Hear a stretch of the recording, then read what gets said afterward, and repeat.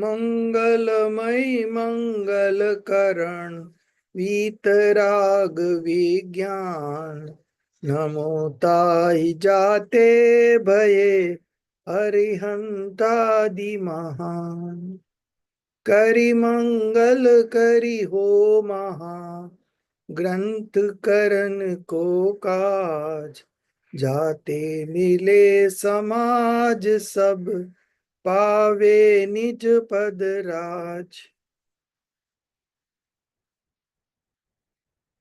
So last week we discussed in detail accomplishment of purpose from Arhant, etc. And based on that, we had a detailed discussion what should be the purpose of our life, right? So did you read again as a homework?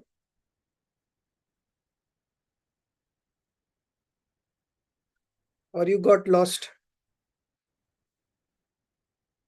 in your work, right? So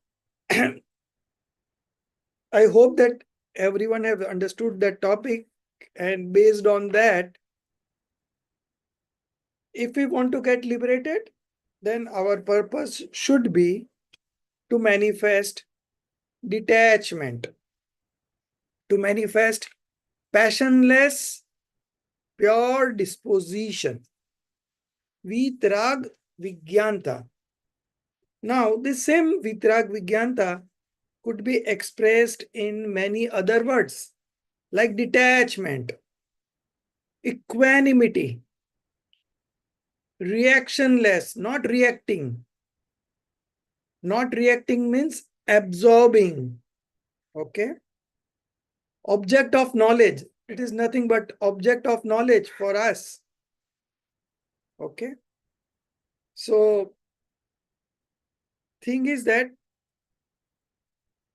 the basic purpose of all these studies is to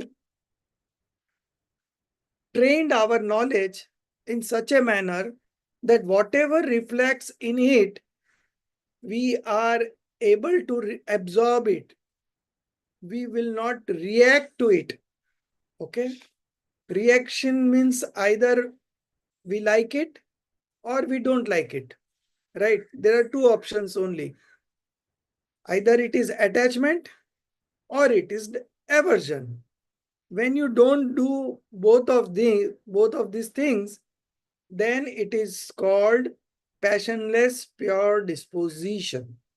Okay. And that is the time we are in the happiest space. Okay. So objective would be to train our knowledge to that extent that come what may, we are not disturbed. Okay. Whatever has to happen will happen. It is not in our hand. It is not in somebody else's hand also. Okay. But from our end, what we can do is we can be happy in that space. That is in our control. How to shape our life, how to live our life is what under our control. Okay. So intentionally, we will tick all the right boxes. And then if there are any unforeseen situations coming in our life, then the knowledge that we acquired through the scriptures, that we will apply in that situation, and we see that we are in a happy space. Happy space means we are not reacting. We are not blaming anybody. We are not manifesting passions. We are not manifesting anger, pride, deceit, greed. No passions. Okay. So, whatever has to reflect at, at a certain time, that will reflect. Anyways, it will reflect. Now we need to train ourselves to absorb that, not to react to that, to practice equanimity, to practice signs of discrimination. Okay. to make it just as an object of our knowledge. That's all. That is settled. Okay. So if this much you are able to understand, comprehend, contemplate, and arrive at a conclusion, decision, okay, then you are good in all situations. Okay. This is the essence of total Jainism, that you are undeterred any situation. Okay. You will always find ways to be happy. Now, this is something as a theory I'm saying, but practically it's what matters. Okay. Whether we are able to manage those situations is something that we can only know after we practice or we encounter such a situation. And that is the time you will feel happy that, oh, whatever I spent time to read this Jinvani everything has paid off. Within a matter of few seconds, the whole situation gets diffused and you are in happy space. On one side, it looks that it's a very crunch situation, very tense situation. You don't know what to do. And within a few seconds, you just apply and you are in happy space. You are finding all the right connections. You are finding all the right solutions. So this could be so enterprising. This could be so entertaining, provided you have the insight, you have the vision to practice such signs of discrimination. Okay. So our purpose of accomplishment of purpose from Aryant, etc., from adoring Aryant, etc., should be only to manifest passionlessness, to manifest detach. Okay. So those who are not able to detach, they do two things. Either they try to control the situation or they get controlled by the situation.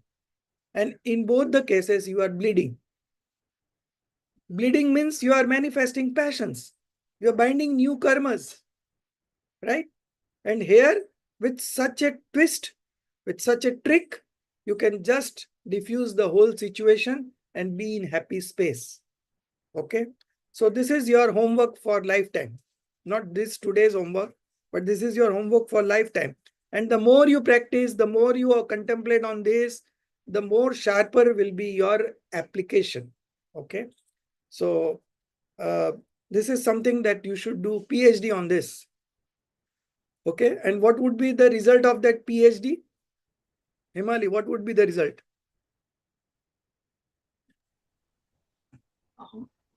So that we will be able to first comprehend it deeply, but also maybe it'll become a second nature.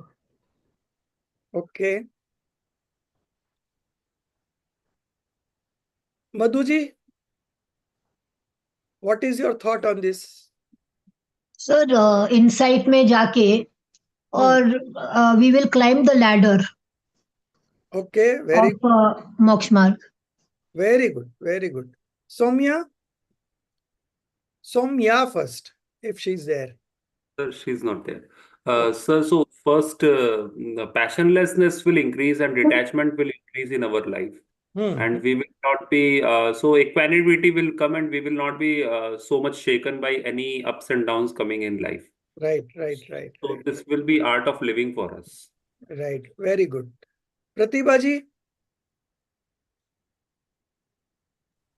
I was thinking almost same, like getting the pure, passionless, disposition will lead us how to deal with all the, problems, like if, lead us to have less attachment or aversion.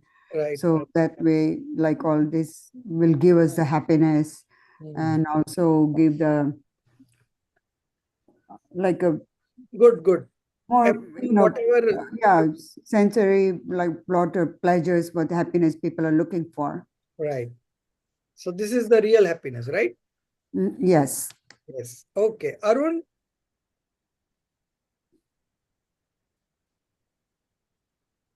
Sir, I joined late. Like, what are we discussing about? Okay. So whenever you don't join classes, then you can catch up on recording. Very simple. Sure, sir. Okay. And like I'm not able to track who is attending and who is not attending, but it is your own responsibility to be on the class. And if you're not attending, you can catch up on recording, but at least be in the loop, Otherwise, Yes, sir. you'll be lost. I don't know. Right? And I don't feel again you will get such a chance to study this kind of scriptures. Jia, what is your opinion on this?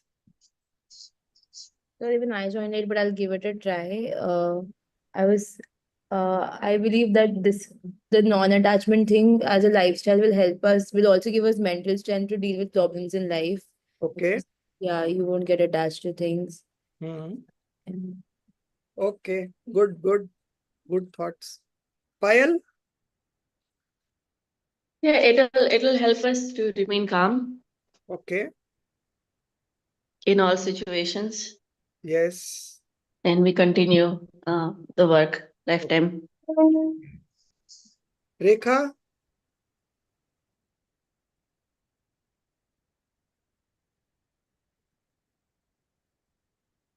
Who is left more? I think I have. Who is this Rahul Kumar? So that's a colleague of mine. He's trying to see if he likes the class. Okay, fine. You can also relate your opinion. Yeah, so sir, I joined late, but I think uh, uh, like it helps us overcome our inner conflicts because all the conflicts necessarily come from attachment. So, Mhm. And one more thing I would like to add here is whatever we are facing outside, it's just a reflection of our inside. Okay. So if we are organized from inside, outside also everything will be organized. This is just a byproduct. But the main product is that if we are able to practice the science of discrimination in all the situations, it brings immediate happiness. Okay. And this is the immediate gain. And the ultimate is we get liberated. Same practice. There is no other way, You have to keep on practicing. As you practice more, you become an expert, and then you are able to do it very fast. And some of the situation even don't come also. Okay. So it's a win-win situation from all angles. I don't see any other thing in life more beautiful than this. Okay. Just to diffuse the situation in a few seconds with this kind of knowledge. Okay. So good, everyone, whatever you have said is all correct, but just to be giving importance to this is that this will lead to liberation. This is such a tool, So keep on practicing every now and then, and whenever you win over it, you just share it in the class so that others also get motivated to practice it. So we just don't want to keep this as just a theory, but we want to put it in practice. And that's why we discussed the same topic for 2 hours. Although I could have finished in 10 minutes, but I just like to spend time where it means, like where it is going to change our life. Okay, so these are life-changing moments, and we don't have much time to ponder over these kind of ideas, but whenever I get a chance, I always don't miss it.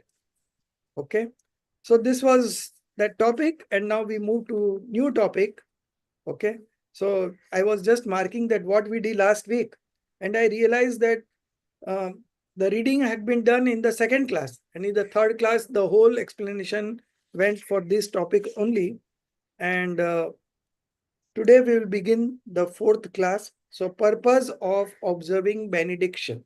Okay, so why we bow to true gods, true scriptures, and true guru when we start anything new? Okay. What is the purpose? So that is being discussed in this topic. And I would like Rekha to read. Rekha, you are there? Yes, sir. I'm there, sir.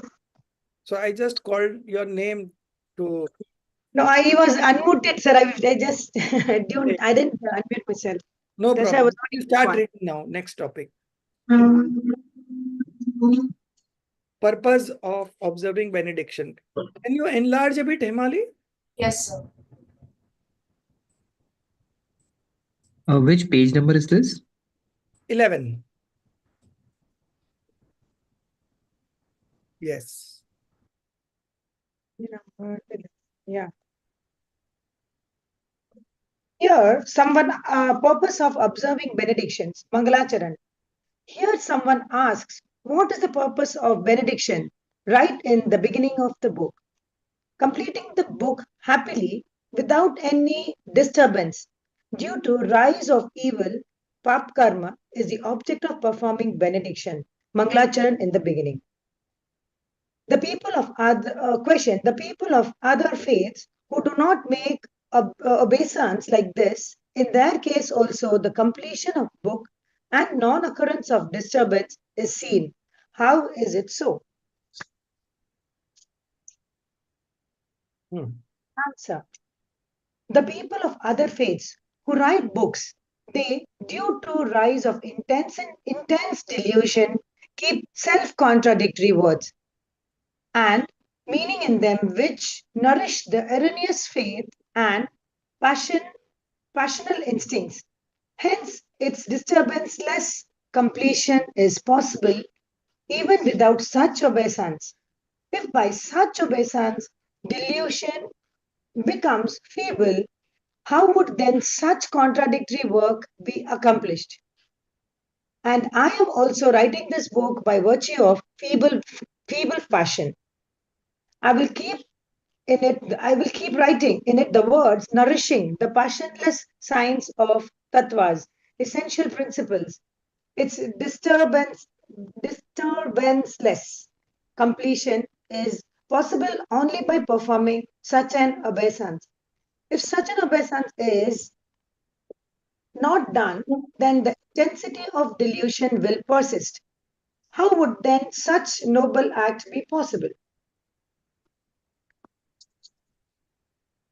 Further, he says, well, this is acceptable, but he who does not perform such obeisance is also seen to be happy.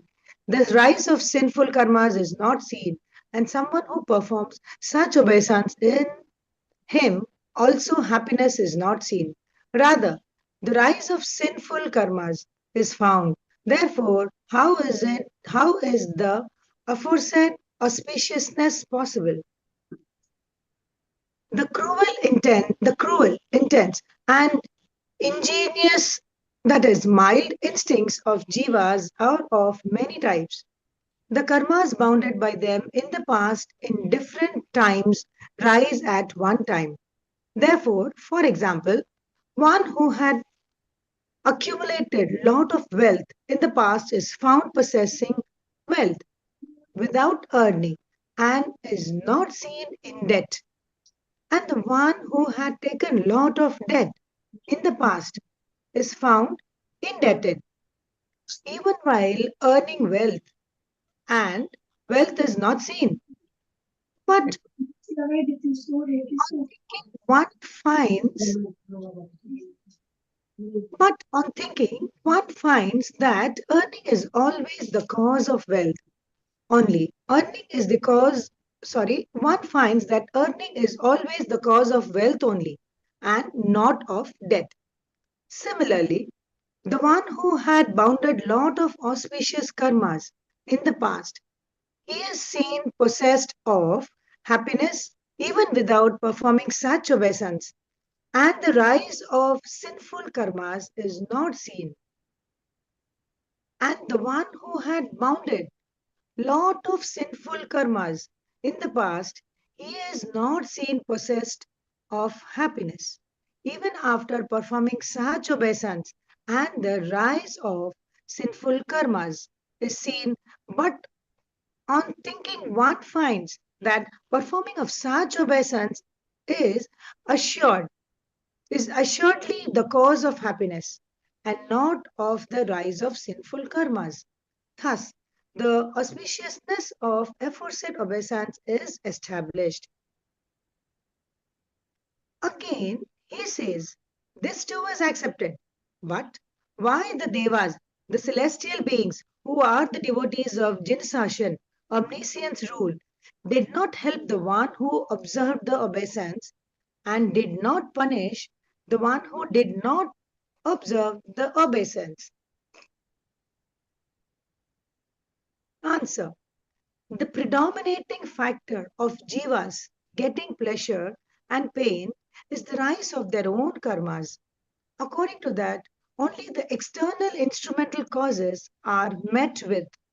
So, the one whose sinful karmas are in rise, that is, operative state, does not get help rendering cause, and the one whose auspicious pious auspicious karmas are in rise, operative state, that is, the operative state, does not get the punishment rendering cause.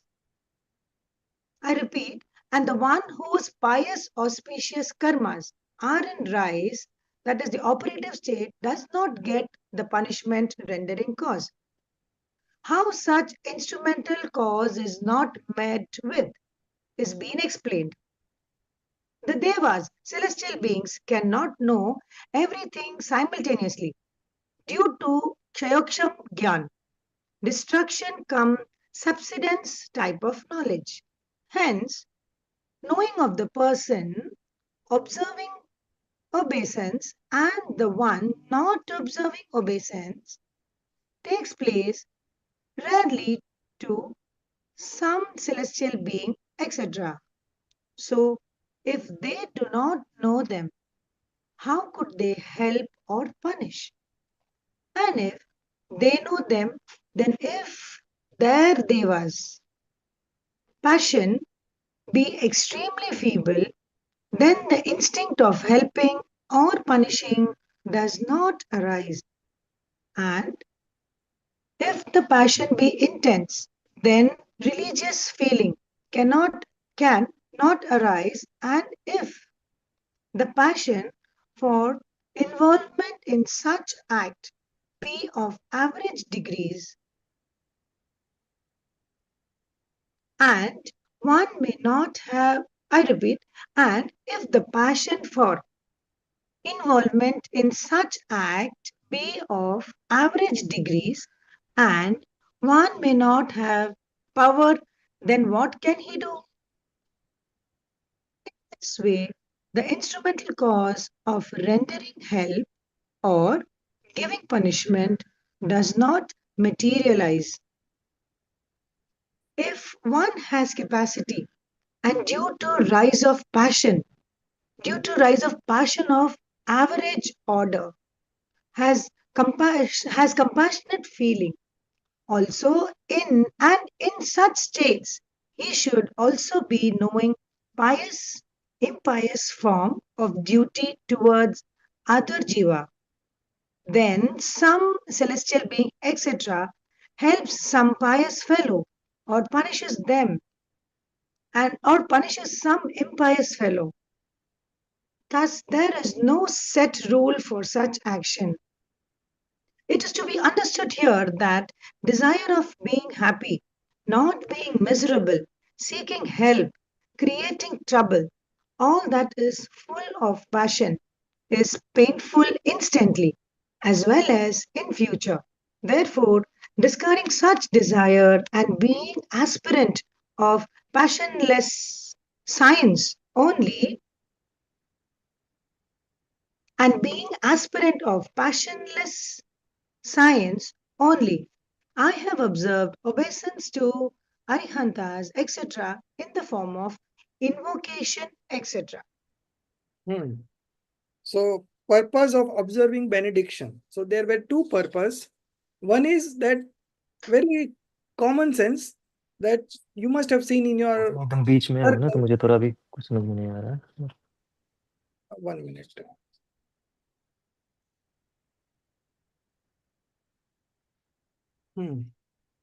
So there are two purposes of doing Mangalacharan. One is that if you are keeping somebody on your head, you are grounded. Okay, you don't get carried away by pride.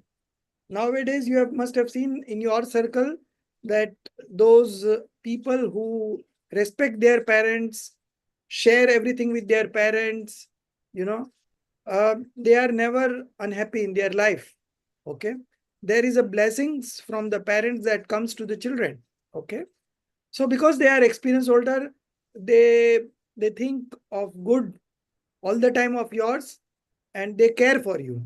Okay, but those who get very fast success in a short period of time, they feel that they are greater, they don't respect their parents, and then suddenly they find themselves very aloof when there is a problem.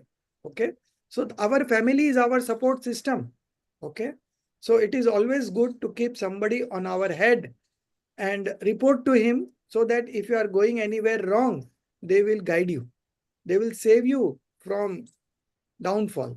Okay, so here also Todarmalji is saying that the purpose of observing benediction or Mangalacharan is two purposes. One is that when we keep somebody on our head, our passions are always mild. Okay, and if we are not keeping on our head anybody, then our passions are intense. And when you do something in intense passion, it doesn't come good. Okay, you are not successful in that. Okay, so the key to success is to keep somebody on our head, take guidance from him, report him periodically, so that if you are going wrong anywhere, you are at least stopped from there and you don't waste further time. Okay, so two purpose of observing observing benediction. Then there was a counter question that we have seen somebody who is not doing benediction, there also things get done and all. So the answer was that the logic behind when you are doing benediction or when you are doing obeisance, that itself makes your passion mild. And when you are doing something in mild passion, then only you are going to succeed. Okay, and those who have not done obeisance and still they have succeeded, that does not mean that without obeisance. In fact, if they would have done obeisance, then they would have done greater what they have achieved. Okay, so the purpose of doing obeisance is always good, and it brings in good result. And for that, he gave an example of that. Supposing who are a person who is in debt of 1 crore. Okay, and he is earning very good every month, but the money is going to pay back the debt that he has already incurred. So we cannot see money through him. If you ask, give me 5,000, he will say, I don't have money, because he's paying off the debts. Okay, and a person who has in the past done good things, and he has enough wealth with him. Okay, there you can see that even if he does doing obeisance, he is doing good. But the purpose of obeisance is always bringing you good result. Okay, so it may be that because of our past karmas, we are in debt, so the profit is not showing up, but it doesn't mean that profit is not happening. So when you do obeisance, you get good results always. The other discussion was about the celestial beings. You must have known that when Rekha was asked to third time, this was the third time. First time he went to the jungle with Ram and Lakshman. The second time, Ram sent her to jungle for that because of the criticism that laundry guy did. Okay, so for that, as a punishment, because he was a king, he wants to do justice with all the people, so he left her in the jungle. Okay, and the third time, when she came back and everything was fine, so she was asked to perform the test of fire. Okay, and while she was very pure and she knew it that she has not done wrong any moment. So she was very confident. And when she was asked to jump on the fire, she immediately jumped. Okay. And that fire turned into water. How? Because of the celestial beings. So celestial being helped her. Why? Because she was a devotee of Lord Jinendra. Okay.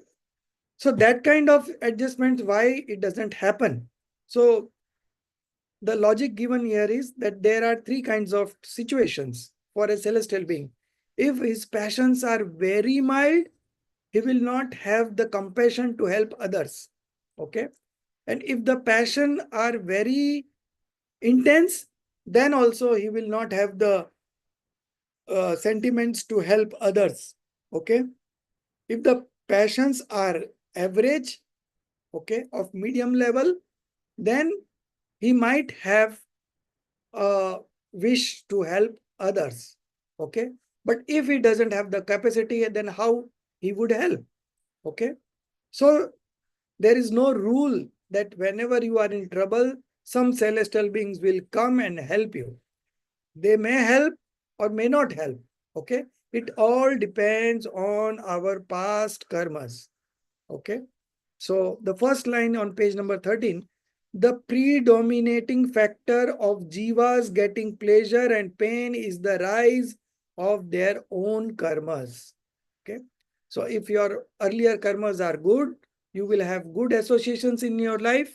And if the earlier karmas that you have already accumulated are bad, then you will have all the difficulties in the present life. Okay. So it is because of our own karmas and not for any external cause. Okay. So there is no rule that a celestial being will help you or not. It again depends on your past karmas. Okay.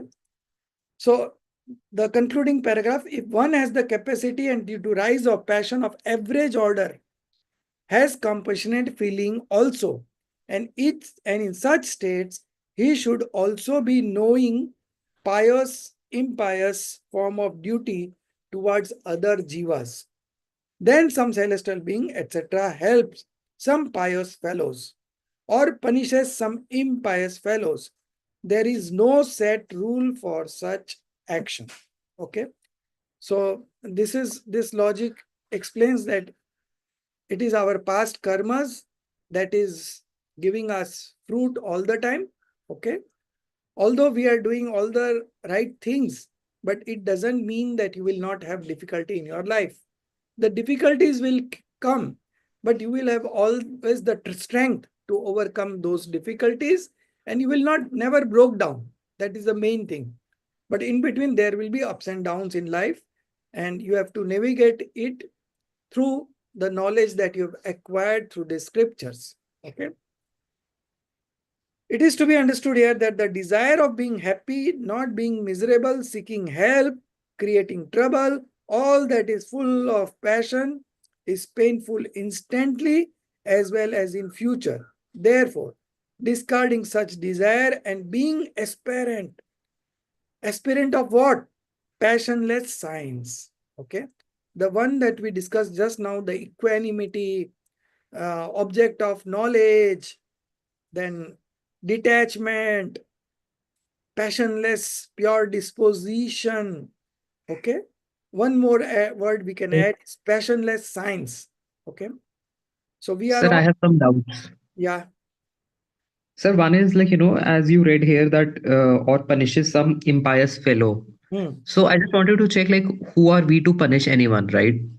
We Or are not even help punishing. The celestial being will punish on your behalf because of your past karmas. if someone did wrong to us, then the celestial being will punish them. There is no such rule, but it has been seen as I talked about Rekha, not Rekha, Sita.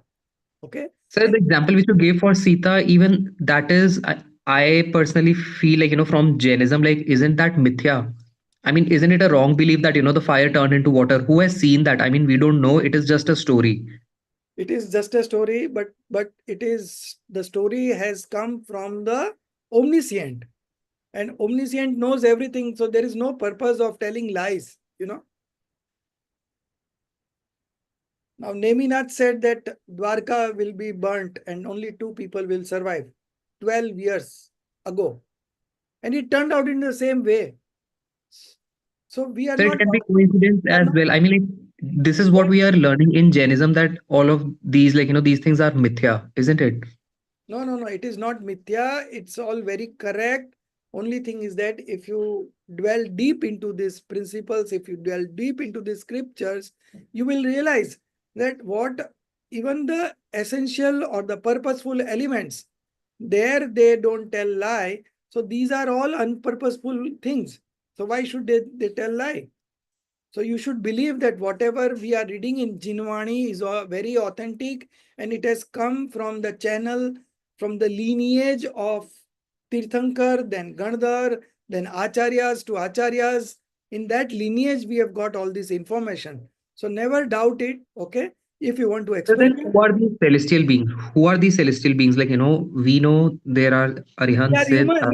They are human, so they are celestial beings. Then there are subhuman beings, the animals and the plant kingdom, and then there is a hellish being. These are the 4 state of existence. Okay. And if you read the life stories of Tirthankar, you will realize that 10 life ago they were celestial being, then they went to become a lion, and then from lion they became a monk. So the journey continues. And these are all very true.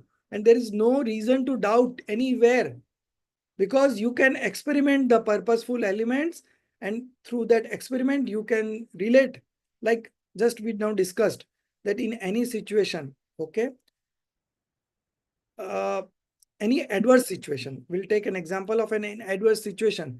There is no hope that you will be saved in any way. You have lost hope, okay, but still you will find somewhere somebody coming up and helping you, and you never know. Sir, I have a doubt. Can I interrupt? Yeah. So, could these celestial beings be like Ma Padmavati, or is this type of Yes, people? yes, yes. Okay, okay. Thank you, sir. So why this discussion came up? Because in the previous discussion, accomplishment of purpose, the third point, the fourth point was about the celestial beings only. Okay. So these celestial beings, they are devotees of Jainism, and somehow they got the life of a celestial being, but their past impressions, uh, and since they are devotees of Jainism, they try to help a Jain follower in any way they can. That is from their part. Now, from our part, if we have done in the past good karmas, then somebody or the other, celestial being will not come, then a human will come. Now, if you are getting an accident in a highway, in a remote village, okay, who is going to come help there immediately? The ambulance will come, everything will come, but it will take time. Immediately, we have seen in many cases, the villager runs and help that guy, take him out of the car. Whatever they possible, they do it. So who had called them? These things happen automatically. Okay. So it's only a play of our past karmas that is coming into that is rising, and because of the rise of those past karmas, we are getting all the situations in our life. Okay. One So more, I have one more doubt, sir. Like, as I was talking about Ma Padmavati, okay sir, तो उस वो अभी कहते हैं, I am not sure कि वो hell में है, she is a hellish being, can she help from there? no, but the celestial beings goes to hell. They go to hell and help the hellish beings, Not the human beings here.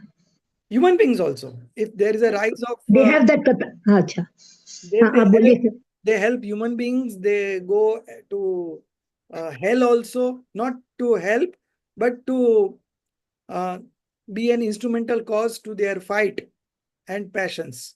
Okay. So there are 4 kinds of celestial beings. Okay. One is Bhavanvasi, then Vyantar, then there is Jyotisi, and then Vaimanik. Okay. तो ये hellish being कौन सा है फिर जो celestial being है मतलब which the four you named? The one Bhavanvasi, the celestial being of the palace.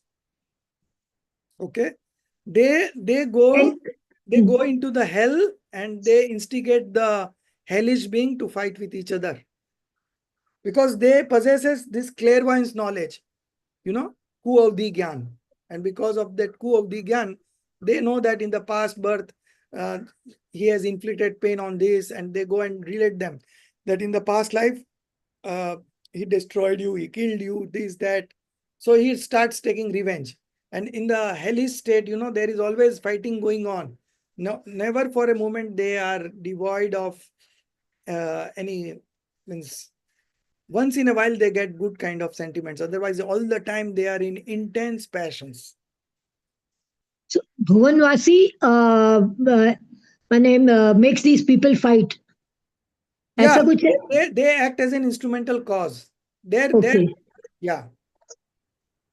Right, sir. Thank you. Only the Vaimanik Dev, they are called the stellar beings. I think Jyotishi is stellar or this. So they are only the good ones, and the other three are of low category. So Bhavanvasi, Vaimanik, Jyotishi and Vyantar. Vyantar, we will have a detailed discussion of Vyantar in the 6th chapter of this book, Prakashan. So what's the meaning of Vyantar?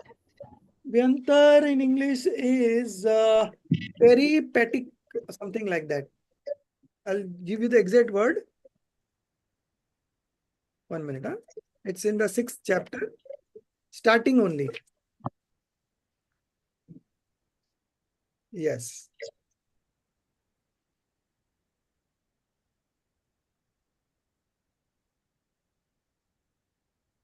Peripatetic. Okay. It is called peripatetic.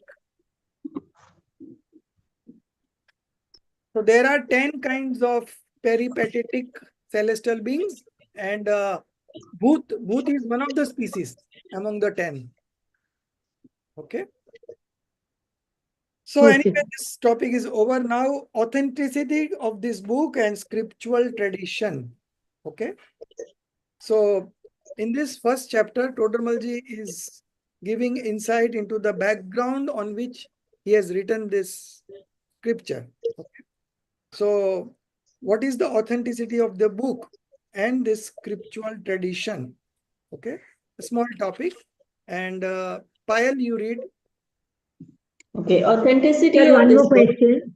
Yeah. Sir, one more question. Now, in Digambar tradition, we are told not to pray to the Devi and Devatas. Right, sir? So, even though we don't pray them, if our karmas are good, they will come to help. It doesn't matter who will come to help. Okay. If your karmas are good, help will come from any side. Okay. Right, sir. Okay. So we don't depend on anybody to come and help us, but because of our past karmas, we get automatic good things in life. That's all. Okay, sir. Thank you, sir. Okay. Sir, I also have a few doubts. May I ask? So, sir, as you said that the celestial beings don't help us or they don't punish us on their own. Basically, whatever we face because of our past karma. Right. So, first, what is the purpose of celestial being? Second, what we can do to rectify our past karma, because whatever we do in present, maybe this will reflect in our future experiences. And the third thing, in case of natural calamities like earthquake or tsunami, where thousands of people get killed, so do you suggest that everyone with this kind of karma, like bad karma, gather there to face the fruit of their past karma? These are the doubts I have in my mind. So we will talk one-to-one on this. Okay. So because if I get into such discussion, our syllabus will not be completed. Okay. So if you are regular in classes, you will get every now and then the answer to your questions, but you are not regular, so you will have many doubts. So what you can do is you can connect to me, take time out 1 hour and ask all the questions that you have. Okay. And I Sure, will sir. be very pleased to answer it in detail. But right now, if I go to answer those questions, this thing will remain. And okay, so we can contact one-to-one. Okay. Sure, sir. 10:30, you call me and we can again discuss. And not only this day, every day, anytime, you are always welcome to ask questions. I'm telling everyone, not only you. Okay. So I'm sorry to interview. So he's very busy. He's an IAS officer in the finance department. Okay. I don't know if he'll have time, but No. That doesn't matter. I will talk to sir later. It's okay.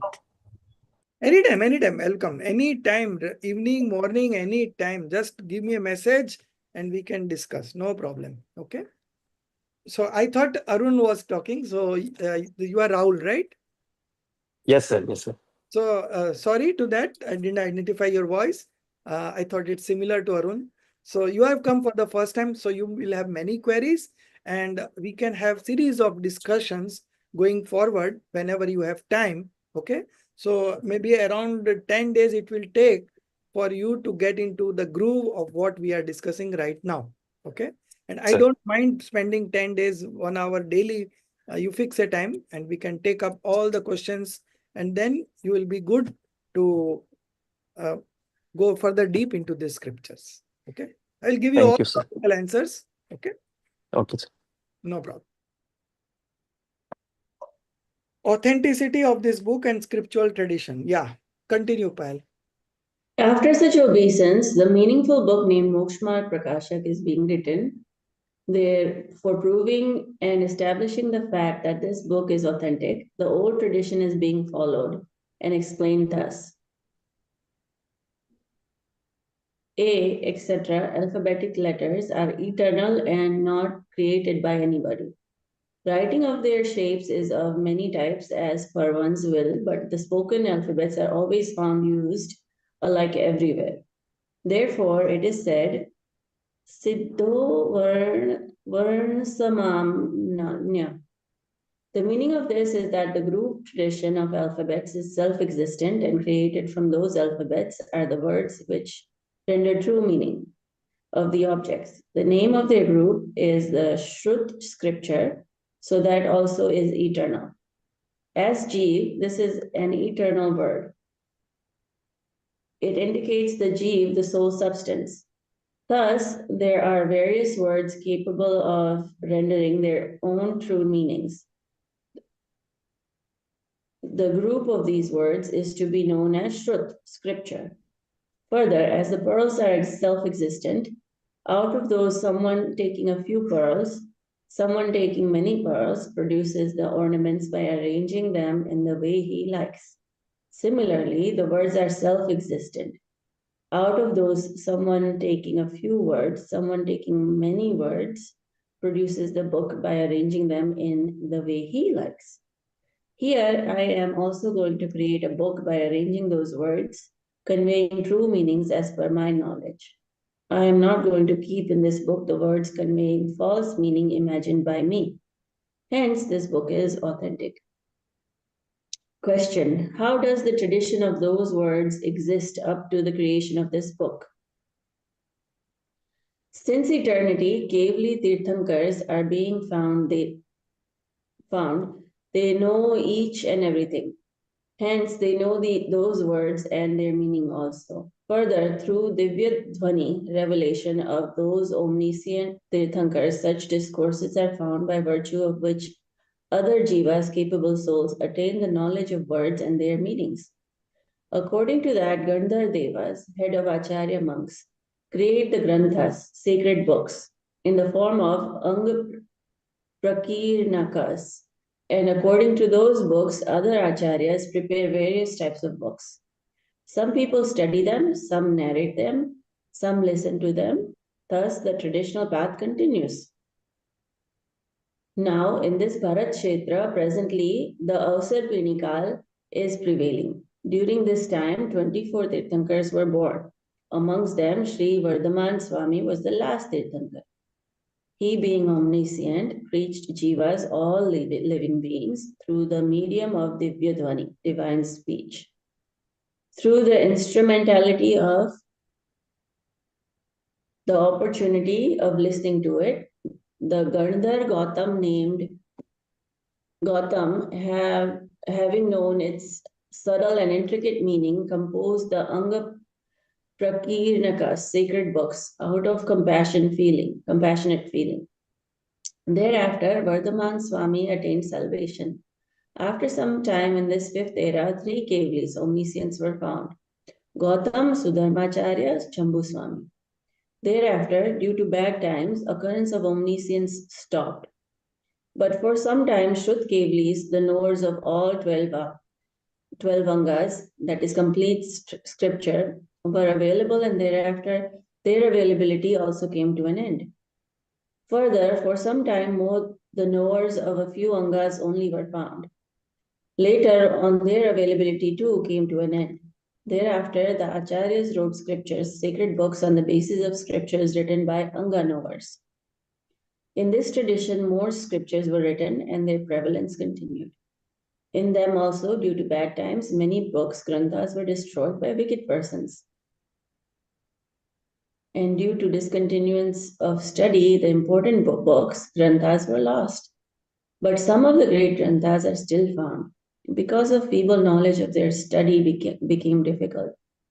For example, in South India near Gomat Swami, Shravan Belgaon in Moodbidri town near Mangalore, the Dwala, Mahadwala, Jaydwala, etc. granthas are existing but are available for adoration, darshan only. However, many other granthas which are still available are within the reach of our knowledge for study, but amongst them too only a few granthas are being studied. Thus, in these bad times, the highest Jain religion underwent the state of downfall. But through this tradition, even now in Jain Shastras, sacred books of Jains, the existence of words conveying true meaning is continuing. So, authenticity of this book. So, while writing this book, these words are, self-existence.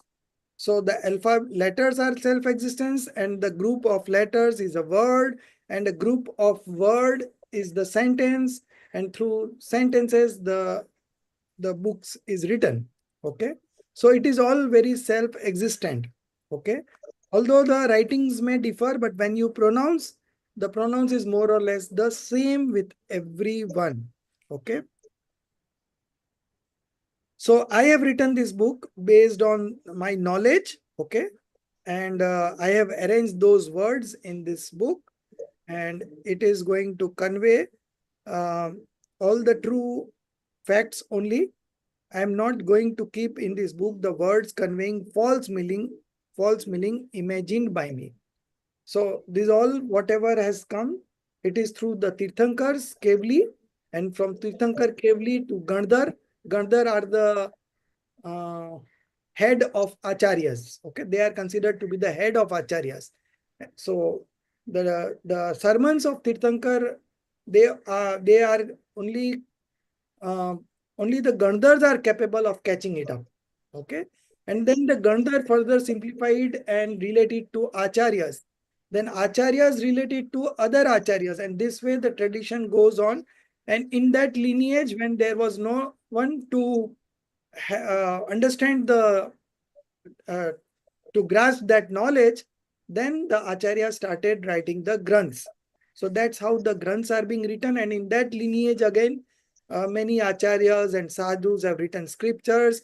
And then there were no more Sadhus. So the scholars started writing the scriptures, and Todarmalji was also a scholar. So in that tradition, we are getting this book. Okay. So the main source, whatever is written here is according to the Tirthankar Kevli. So never doubt in it. Okay. Now in this Bharat Kshetra, presently there is Avsarpini Kal. So this Avsarpini Kal is a special Avsarpini Kal called Hunda Auspernikal. Auspernikal means deteriorating time. So as we go further, the time will go on deteriorating and things will become complicated and difficult. 25 years ago, life was so simple. There was no mobile phone and everyone was so happy. And now with all the internet and mobile phone, on one hand, the technology has gone up. Okay. The application of technology has gone up, but our life has deteriorated. Okay. Why? This is a deteriorating time. Okay. And in these bad times, we have got this Jain religion. Very fortunate. Okay. And by studying this, we can liberate ourselves. Okay. So basically, we have to connect with the scriptures, truly understand it, and then contemplate on it, then arrive at a conclusion, and you are through. Okay. So that much is the process. So 24 Tirthankars were born during this time, and among them, Mahavir Swami or the Vardhaman Swami was the last Tirthankar. He, being omniscient, preached jivas through the medium of Divya Dhvani, divine sound, divine speech, in the holy assembly, Samo Saran, through the instrumentality of the opportunity of listening to it. The Gandhar Acharya, named Gautam, having known its subtle and intricate meaning, composed the Ang Prakrinas. So whatever in earlier times, the books were not written, okay? It was just given from mouth to mouth. And they used to grasp, okay? They used to say some of the mantras or the sutras, and the other Acharya would understand, okay? So whatever is written by Gandhar is called Anga Prakrinas. It is called Anga Prakrinakas. Okay. Sacred books. Out of compassionate feeling. Okay. Thereafter, Vardhaman Swami attained salvation. After that, 3 more omniscient beings. Okay. They got liberated. First was Gautam Swami. The day Bhagwan Mahavir Swami attained salvation, the same day in the evening, Gautam Swami attained omniscient knowledge. And after Gautam Swami, Sudharmacharya and Jambu Swami had a similar relation. The day Sudharmacharya got liberated, the same day Jambu Swami attained omniscient knowledge. And Jambu Swami is the last person to get liberated in this era. Okay. Thereafter, due to bad times, occurrence of omniscience stopped. But for some time, Srut Kevlis. Okay. Who are these Srut Kevlis? They have to fulfill 2 conditions to be a Srut Kevlis. First of all, they should be a right believer.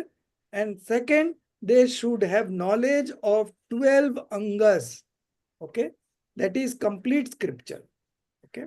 So these 2 conditions if are fulfilled, then it is called a Srut Kevli. So Srut Kevlis were there and they were passing on this knowledge to other Srut Kevlis, and that way the tradition was going on. And then suddenly there was no Srut Kevli. Okay. So then there were acharyas or saints of few angas. Okay. They were found. Later on, their ability to came to end because this is the deteriorating time. Okay. The Tirthankar were not there, then the Srut Kevlis were not there, then the acharyas of few angas were there, then they also came to end.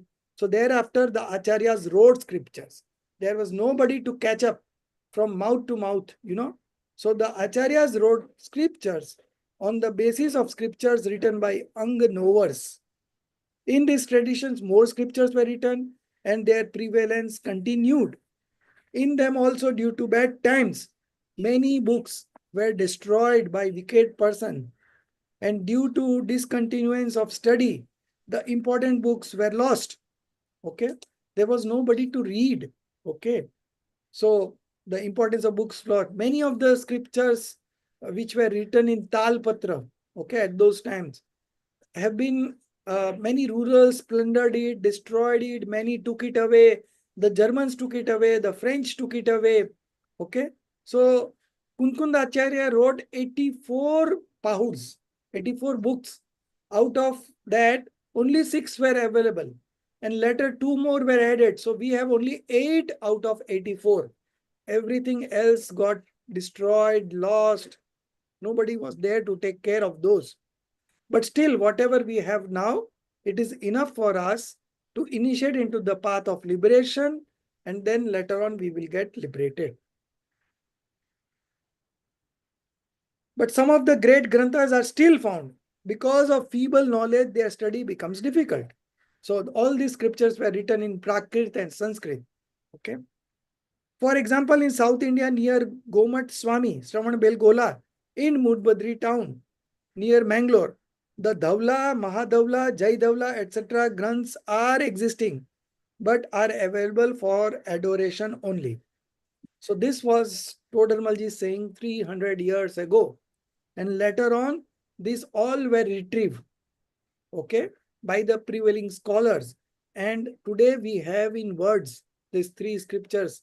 It has been translated to Hindi also, okay. So now it is available, but at that time, it was just only for adoration. Nobody used to study and nobody used to explain it. Are existing but are available for adoration only. However, many other granthas which are still available are within the reach of our knowledge for study. But amongst them, too, only a few granthas are being studied. Okay. Thus, in these bad times, the word is coming again and again. Okay. Thus, in these bad times, the highest Jaina religion underwent the state of downfall. Okay. So we have to put in more efforts. Why? Because we are going against the flow. Flow is going to take you on the downfall side, and you have to keep floating, So you have to put in extra efforts. If you are going against the current, you have to put in extra efforts. Okay. But through this tradition, even now in Jain Shastras, sacred books of Jains, the existence of words conveying true meaning is continuing. Okay.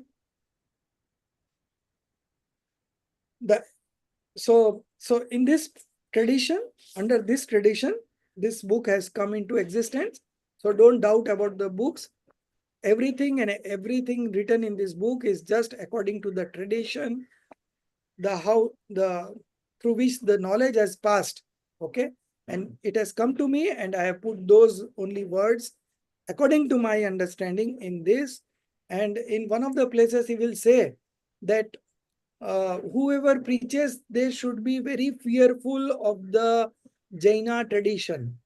They should not write anything which is against the Jaina tradition. Okay.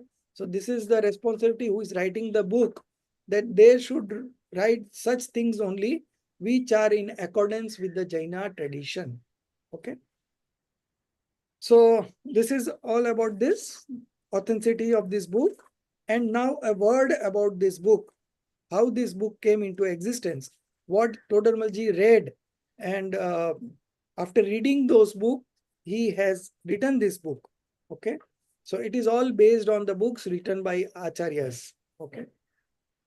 So a word about this book, very short one. Pratibhaji, you can read.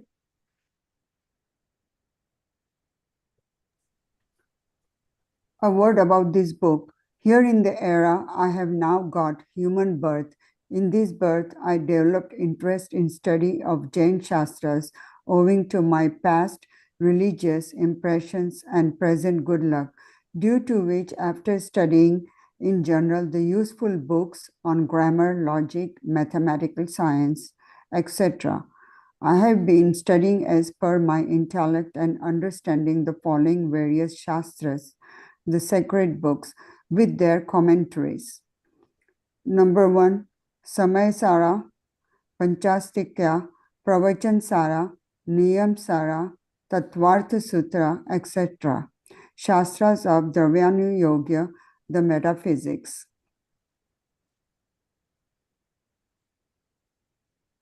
Next page.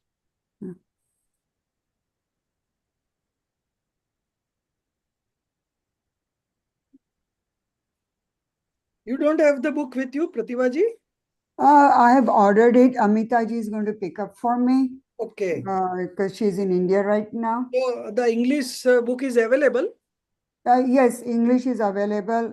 She just Good. told me last week Okay. it's available in English, the Moksmark Prakashan. So Yes, sir, I have it. where is Amita ji, in Bombay or somewhere else? She's in, she's in Mumbai, yes, in Bombay, yes. Okay, okay. Sir, I've got the book, all the Yeah. books. English, in English only? No, some are in Hindi and some Moksha Marg is in English. Oh, good. So it is But still. they're saying the Che Dala is not available in English, so I don't know. So, Red Hala, I think it is in Hindi. I have to check once no, again. no, no. It is in English. It is available. But Okay. since you are in US, okay, Amita ji is still here in Bombay, right? Yes, she's still there. Okay, so I'll arrange it today itself, and I will get in touch with her, and I will ensure that you get that book. Okay, it is Oh, available in thank you very much. Mandir, and I will connect it and get it. Otherwise, you can take a printout. I will send the PDF of English version. Okay, thank you. Sir, the book Chai Dala, na, it is in Hindi, which I have got received. So the English version has been printed from Manglayatan. Okay, so you are in Bangalore, right? Right? Yes, sir. So I'll give you the address where you can order this book. Okay. Green, the English one. English one, yeah. Okay, Otherwise, sir. I will send the PDF in the group. You can take a printout also. It will be more or less the same thing, the courier charges and the cost of book. So nowadays, I also get every book printed, and then we do that spiral binding. So it is as Yeah, we. yes, sir. Yes, sir. Where And you give it look for at it, printing, they what do I it. do, like this Moksmat Prakasak, if it is of small size. So if we tell the Xerox guy, he will enlarge it. So in between, you can write notes and all, in the same. Yes, sir. You can print out. No problem. Okay. Continue. Yeah. By virtue of that, I too have attained some knowledge of true words with their true meanings. Moreover, in this So you bad use this period of paragraph. downfall, many people are seen possessing knowledge. Sorry, the second point. Sorry, Sir, I understand. Oh, yeah, you're right. That's why to continue. Sorry about that. Okay, Gomer Sara, Labdi Sara, Trilok Sara, Shapna Sara, Shastras and Karnani Yoga etiology. Purushatra Siddhyapya Asta is Asta Paduda Ashpaud. Pauda, okay. Atmanusasana, etc., and books describing the code of conduct laid for Shravaks, householders, and Munis, the naked passionless monks. The Shastras of Charani Yoga, that is etiology, and mythological scriptures containing stories of the brave personage leading to a salvation path, etc. Shastras of Padmani Yoga. By virtue of that, I too have attained some knowledge of true words with their true meanings. Moreover, in this bad period of downfall, many people are seen possessing knowledge poorer than my feeble knowledge. They too may obtain the knowledge of these words with their meaning. Okay. Keeping this point in view, I made up my mind to write this book in spoken language out of compassionate feeling. This is the reason for writing this book. In this book, also the same words with their true meanings are interpreted. The only speciality is that, as in the Prakrit Sanskrit books, the words, sentences are written.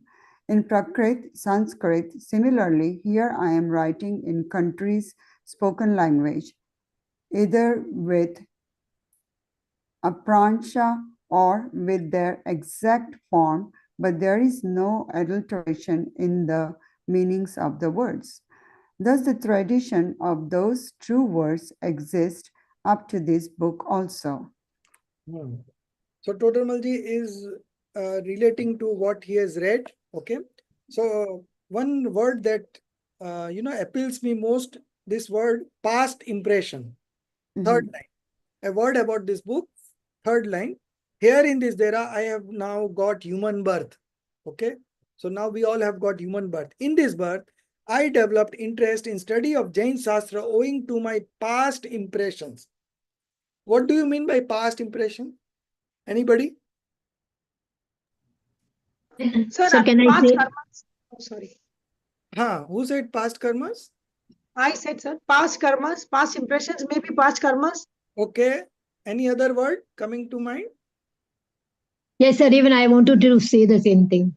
Due to good karmas. Okay, past Good karma. or bad deeds. Say deeds or. Okay. So in Hindi, it is called sanskar, purva sanskar. You know? So past impressions is sanskar. It can relate to sanskar also. And it is again the past karmas also. Same thing. Okay. To my past impressions. Okay. Past religious impression and present good luck. Present good luck. Okay. Both of them were there. So he got a chance to study the scriptures and he studied it very deeply. Okay. So that's why. So one more thing. Good luck is because of the matlab ki, the same thing. No, see, actually, they have used the word good luck, but it is good destiny. The correct So good destiny due to past good karmas. That is good luck. karmas were also there, and my destiny is also good. So I'm getting good things in life.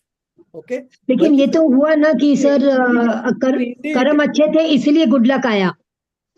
क्या आया? हाँ, कर्म अच्छे थे, बराबर. इसीलिए good luck, right. Outcome good karma. Okay sir. तो पहले के कर्म अच्छे थे and my future is also good. Both things are related. Okay. Everything is going positive, that means. Right. And present good luck. So there is a past impressions means past good karmas and present good luck. Yes. Bali honar. In Hindi, the word is bali honar. Bali honar. Bali is good and honar is destiny. But here it is written luck. Luck is also okay. Fine. So these are the names of the scriptures that Todamalji has studied, and it consists of 4 expositions. Okay. So here Dravyan Yoga is called metaphysics. Okay. Then the Karnan Yoga. Karnan Yoga, here the name given is etiology. Okay. The other name, the more correct name would be exposition on technical matters. The third one is Charnan Yoga. Okay. Charnan Yoga is called ethology. And the other good word would be exposition on conduct of householder and monks. Okay. And the last one is Pratman Yoga. Pratman Yoga is biographies on great personalities. Here it is written mythological scriptures. But I have an objection. Mythological scriptures means the one which is written by imagination. It is not the truth. But here our Pratman Yoga is 100% truth. Because those shastras have been written by monks only. It is not that some scholar has written, householder has written. No. These Pratman Yoga shastras are written by great acharyas. For, and they followed the Gandhars. Yeah. So Yes. there is no way, and I have also researched a bit about all this, and me, it is appearing all truth. Okay. So Yes. there is no reason to doubt anywhere. So in that tradition only, I have written this book because there are other people who are more poor in knowledge than me. Okay. For them to understand this Granth in the common parlance, that the language that is being used here now. Okay. So in Todarmalji's time, the old Hindi, it was old Hindi called Upbranch. Okay. So earlier the Acharyas like Kunkund Acharya wrote in Prakrit. Then Umaswamy wrote in Sanskrit. Okay. Then Sanskrit became the language. And for many years, Sanskrit was our language. And then it changed to Upbranch, Khadi Boli, and then now we have modern Hindi. Okay. And now it is being translated into English and other vernacular languages. Okay. Thus, the tradition of those true words exist up to this book also. Okay. So there is no adulteration in the meanings of the word. So you need to believe in this book. Okay. Now, the next topic is negation of writing false words. Okay. You can read it as a homework. I'll just explain you in short. So Todarmalji raised a question that if somebody, because of her ill intention, bad intention, evil intention, if they have added false words in this tradition, okay, then what will happen? So Todarmalji said that now in present era, all the Jains are very persons of very mild passions. So that kind of work they will not do. But if somebody with intense passion does that kind of work, then intelligent people will be able to realize that these whatever is written is not correct and they will remove it. Okay. There he gave an example that if somebody mixes a duplicate diamond among a real diamond, then a person who is very expert in identifying the true diamond will not fall prey to it. Okay. He will understand the difference and he will remove that false diamond. Okay. Similarly, intelligent people, when they will read the scriptures, they will be able to realize that this is not correct and they will remove it. Okay.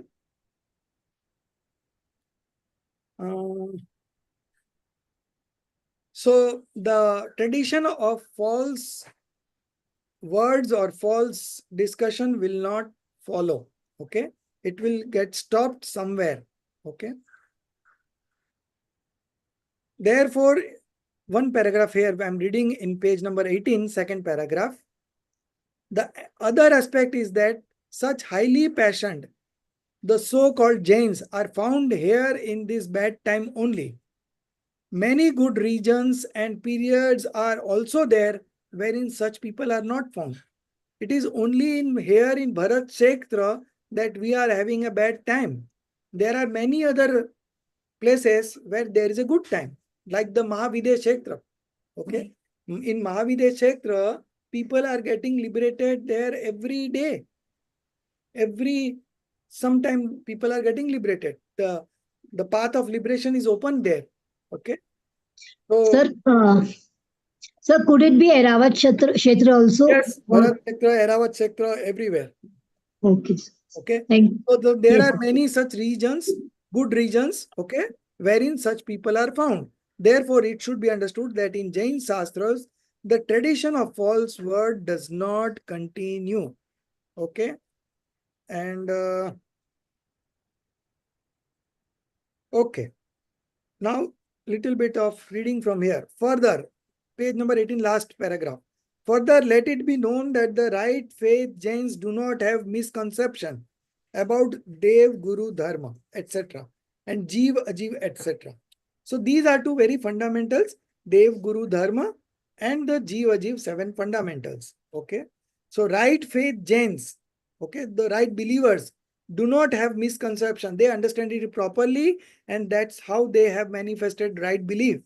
So when they have right belief, there is no misconception about the 7 fundamentals. Okay. These 7 fundamentals, understanding the 7 fundamentals very clearly leads to right belief.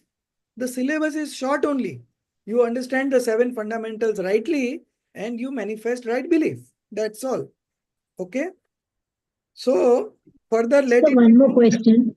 Pardon?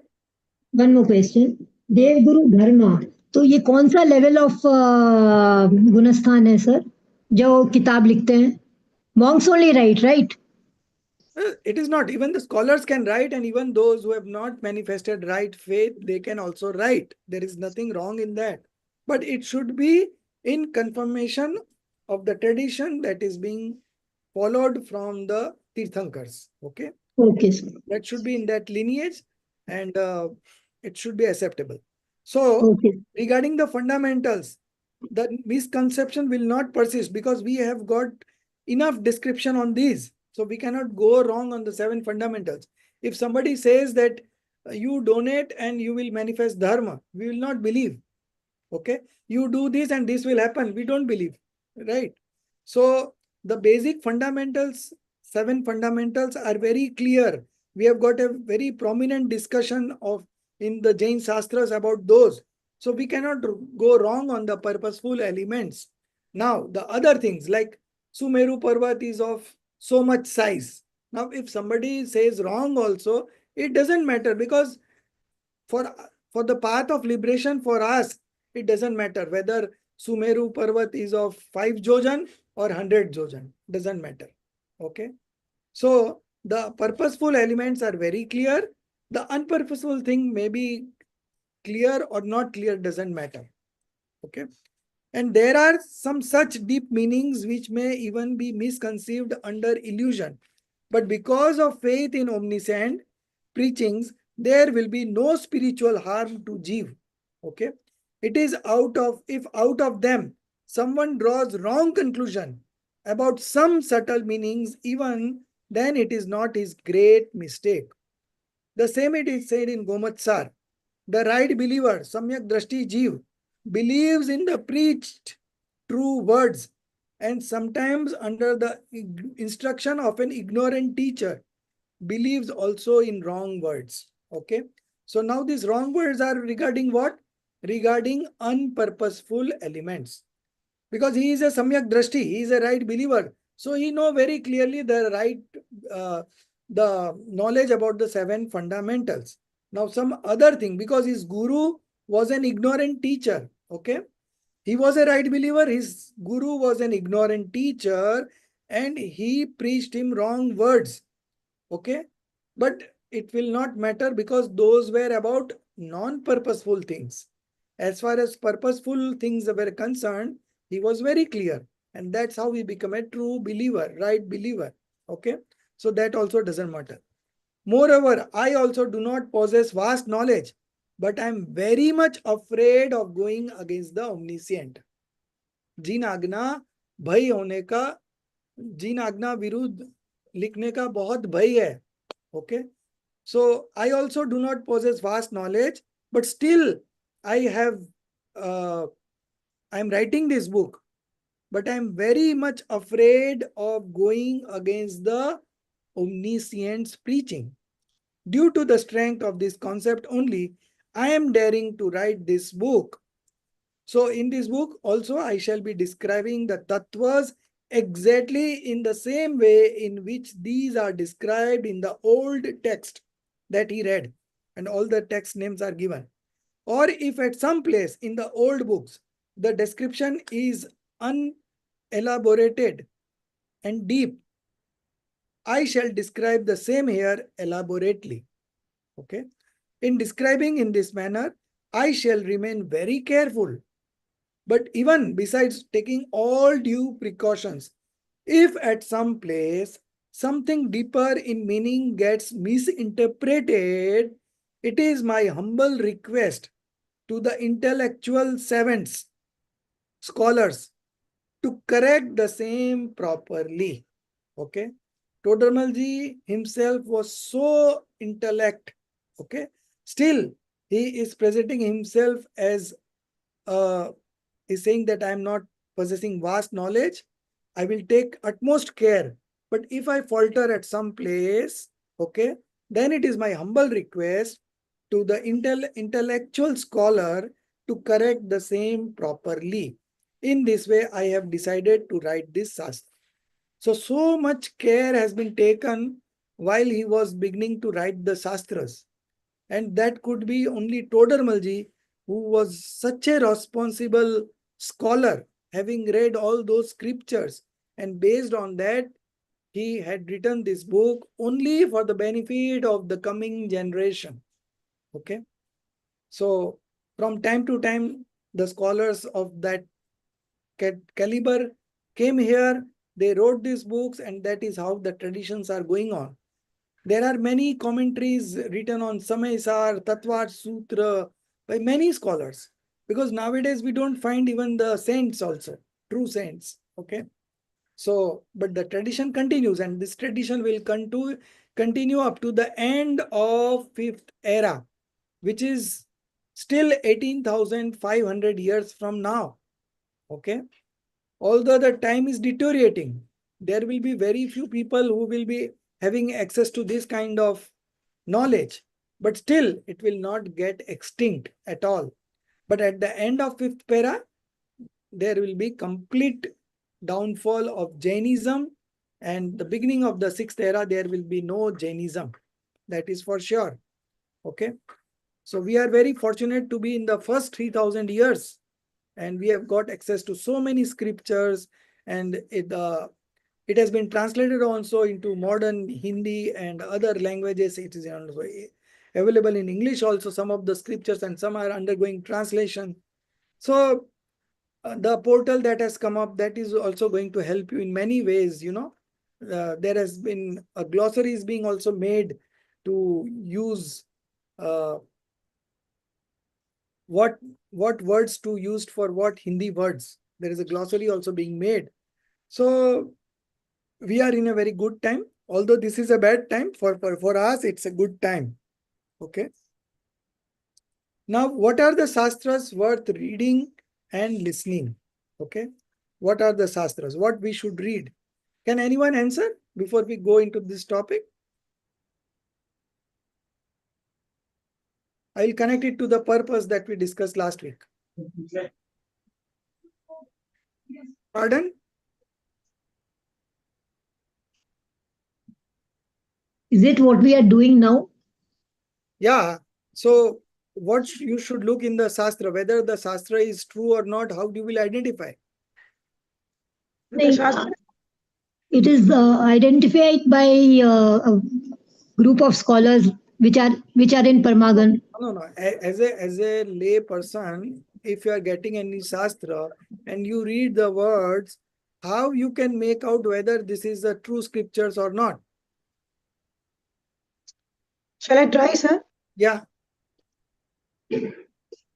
Sir, there are few, shastras that lead to show our mistakes and try to mold us into right belief. Correctly show that how to change ourselves into right belief and what are the myths that we are into today's world now. Those shastras, I think the shastras that change our belief system and puts us into the right belief. Okay. Good. Right. Anyone else? So the names that we are studying now, all the like Todarmalji, to follow those books. Okay. Anyone else? The Shastras should help us understand the practice or understand science of discrimination. Okay, very good. So basically, those Shastras are worth reading which manifest passionlessness. Vitrakta. Only Vitrakta is the prayojan. Okay. So those are the Shastras which are worth reading. So there are three distinct qualities of a Jinvani. Whether this Shastra is a Jinvani or not, whether this Shastra has come from the tradition of Tirthankar Kevli or not. So how do you check it? So three conditions must be met to consider it to be a true Shastra. Okay. What are these three conditions? We read that in Balbodh. So I think you have forgotten, but there are three distinct qualities of a Shastra.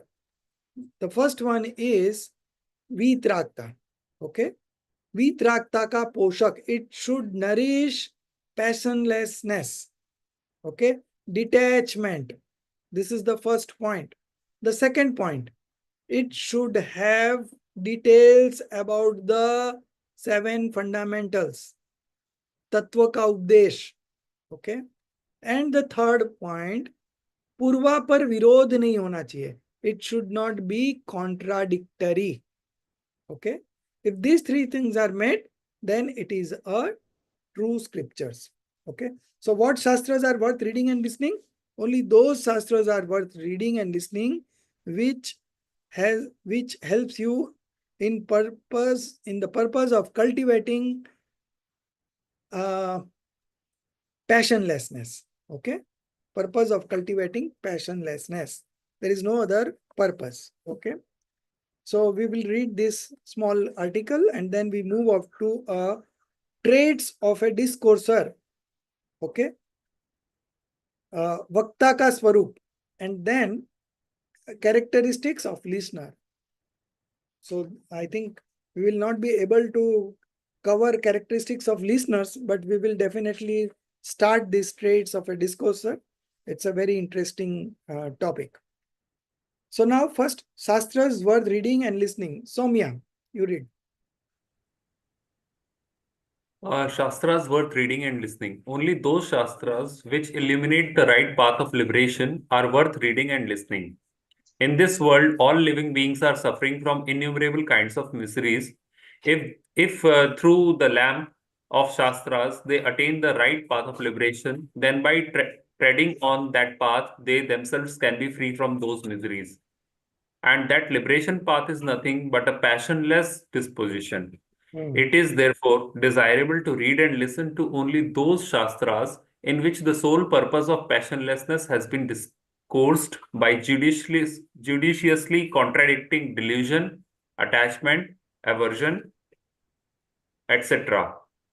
And all those Shastras wherein the purpose of cultivating attachment feeling by cherishing voluptuousness, merriment, etc., aversion feeling by fostering violent activities, wars, etc., and the perverted belief by nourishing the faith in false elements has been advocated are not the Shastras but weapons. Because attachment, aversion, etc., fallacious feelings on account of which the jiva has suffered from miseries from eternity, the tendency of those instincts and feelings was already existing in him over without imparting any training. And if through these shastras the same instincts and feelings are fostered, then what has been pressed for the well-being of the jiva, on the contrary, it may amount to destruction of the very nature of the soul. Therefore, reading of and listening to such shastras is not desirable. And as has been stated about reading and listening, similarly, one should know about composition, learning, teaching, thinking, writing, etc. by inference. Thus, only those shastras which promote growth of passionlessness, either directly or traditionally, are only worth studying. So those shastras which fosters the passionlessness disposition, that has to be read, and the shastras which cultivates the attachment feeling, okay, sensual pleasures, then Sringar Ras, all those are not Shastras, but Shastra. Shastra means weapon. So they are doing bad for the seekers, okay? So those Shastras should not be read. What should be read? Those which only fosters passionlessness disposition, okay? So we have only one parameter everywhere, only one purpose everywhere. That is, which I discussed in the morning, that passionless, pure disposition, detachment, equanimity, no reaction, okay? All this means the same, vitragta, okay? Therefore, this is only, those shastras are worth studying and reading and listening, which manifest this passionlessness. Now, traits of a discourser. What are the characteristics of a good discourser? Okay. So, in the first place, the main discourser or the principal discourser is the Tirthankar Kevli Bhagwan. Okay. From there, the divine sound has come, and through this divine sound, the Gandhar Acharya, okay, head of the Acharya, the Gandhar, he grasped those knowledge and then he passed on to the Acharyas, okay. So they are the best discourser, okay. If you get a Samosaran, if you get a chance to go to the Samosaran, go and listen to the discourse of Tirthankar. But if you are not getting Tirthankars, then you go and listen from Acharya. If not Acharya, then Upadhyaya. If not Upadhyaya, then Sadhu. If not Sadhu, then scholar who are in that tradition only. Okay. So the first thing is that he should be a firm believer of Jaina faith. Okay. Then only if you are convinced, then you will be able to convince other self. So in the first place, you should be convinced. Okay. And then there are other qualities in a scholar who can be considered as a discourser that are being mentioned. There are around 9 points. Yeah, 9 points. Okay, it is given point wise. And there are 11 points. In fact, 10 and 11 are in the next page. So we will read this. This is very interesting reading. And even the characteristics of listener is also very interesting, because what qualities we should possess as a listener, that is also we should know. Okay. So first is traits of a discourser. So we will be considering, we will be doing point wise. So first we will do 2 points, then again 3, 4 like that. We will go up to 11 points. Okay. So first to read first to Emily, you try. Traits of a discourser. Now, the traits of a true discourser are being described. Number 1, he must be firm in Jain faith, for if he himself is a misbeliever, how can he make others true believer? The listener by themselves possess less intellect. How would he make them true believers through the same logic? And the right belief only is the basis of all religion. The second, he should have developed the ability to deliver discourses on Shastra through the study of scriptures, because without attaining such ability, how can he be eligible for preachership? So first is firm believer. The second, he should have developed the ability to deliver discourses on Shastras through the study of scriptures. Okay.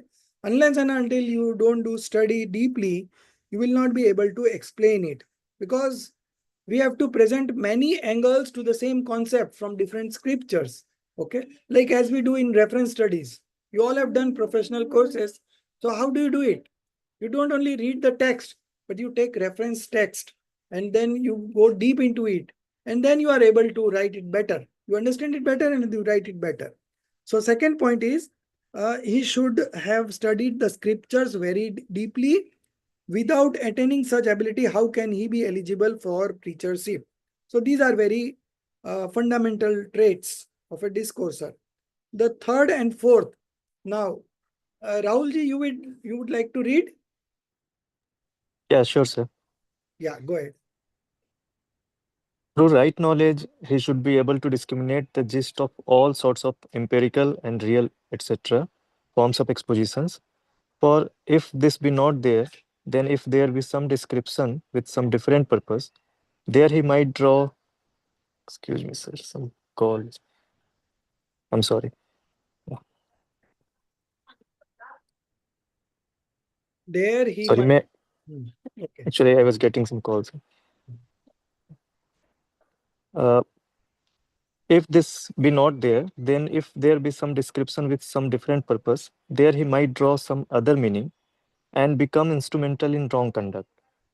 Fourth, he should be very fearful of going against the omniscient commandant, because if this be not so, then bearing some purpose in mind, he may preach against the sutras and create misery for jivas. So is stated below.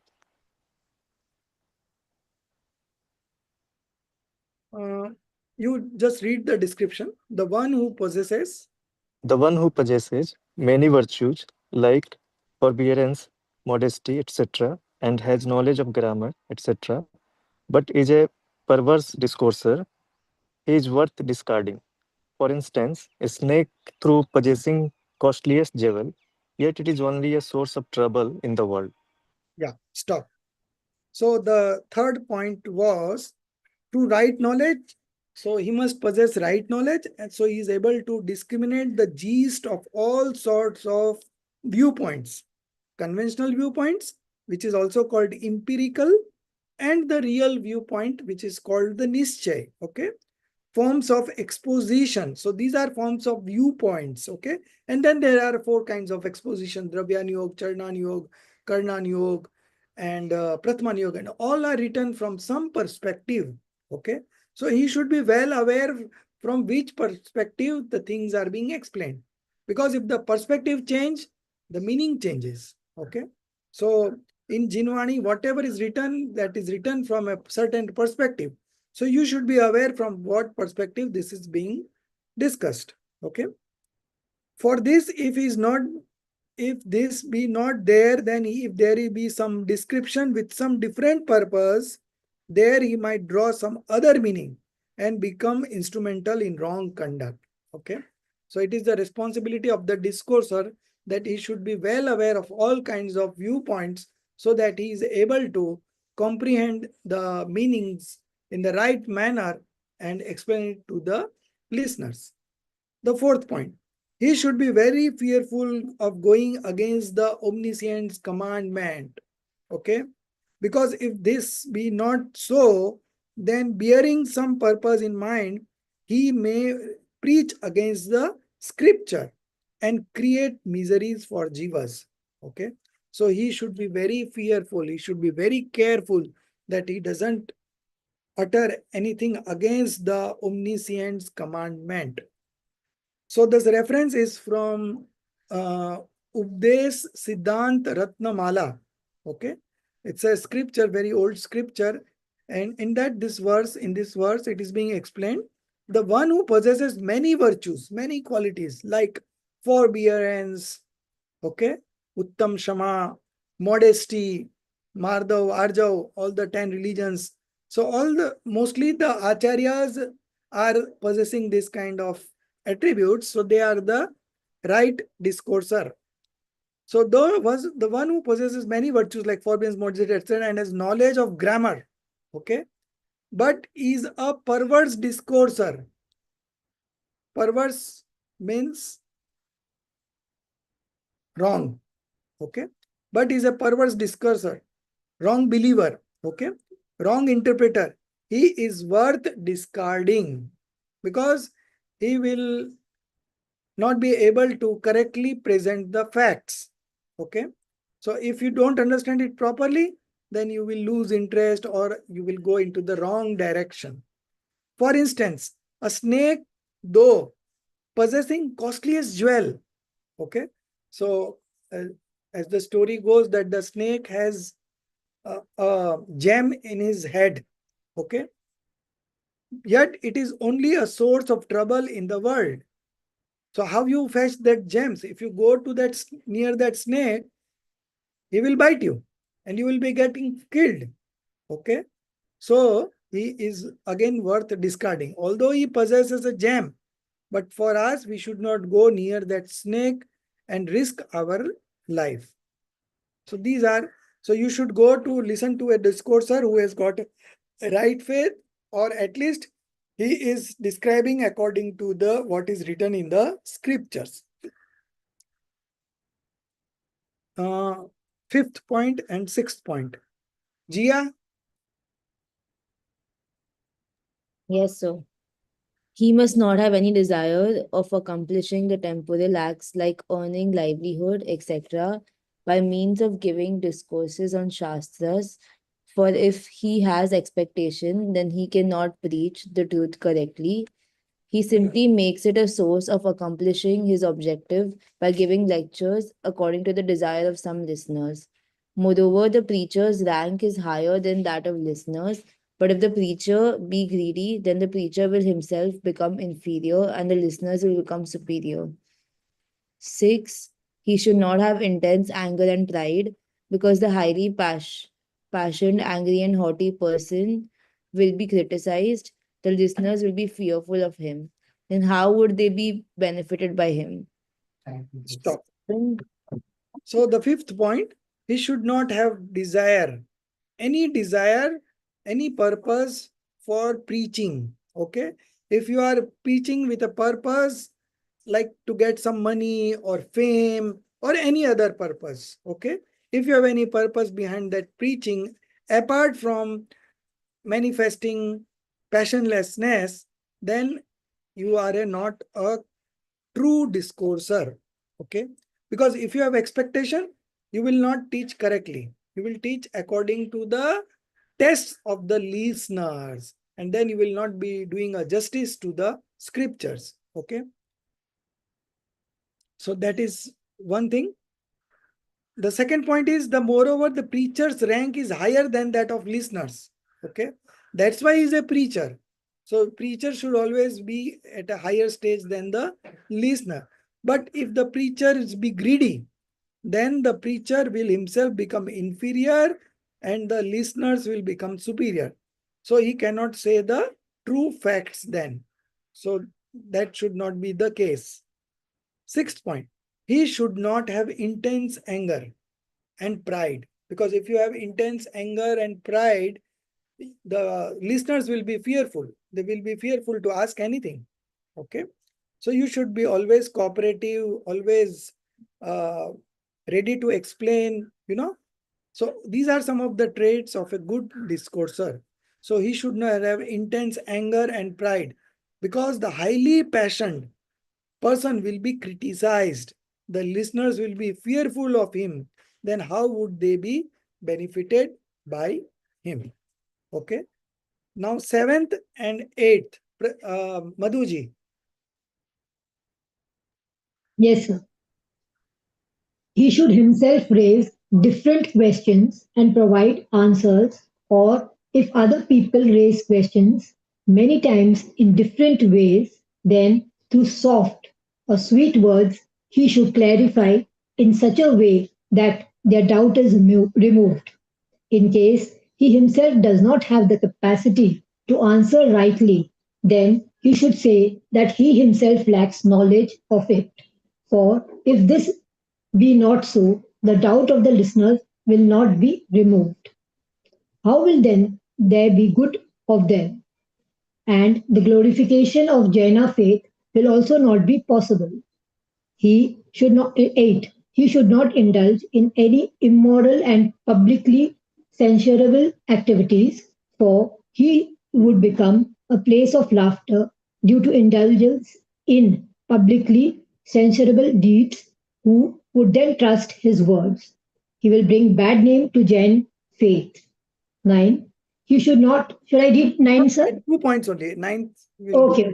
Okay. Thank you, sir. So seventh, the discourser should be a psychologist, not psychologist, but he becomes a psychologist by understanding the scriptures written by the acharyas. Okay. Our acharyas were psychologists. Okay. So they wrote only those things which they knew that the listeners would be able to grasp and understand. Okay. And all the scriptures are written in a certain sequence. Okay. From first verse to last verse, he has got the whole picture in mind, and accordingly he progressed to write on that scriptures. Okay. So the acharyas were psychologists, and if you are reading the scriptures very perfectly, then you also become a psychologist. Okay. So he should himself raise different questions, and Todarmalji has raised many questions on his own at different places, and even acharyas have done that. Okay. Raising of the question means you are highlighting that particular point. Okay. Which may go unnoticed if just it is being said in the course of the lecture. Okay. But when you ask a question, people pause and think. Okay. And that is the time they are able to understand it better. Okay. So he should himself raise different questions and provide answers.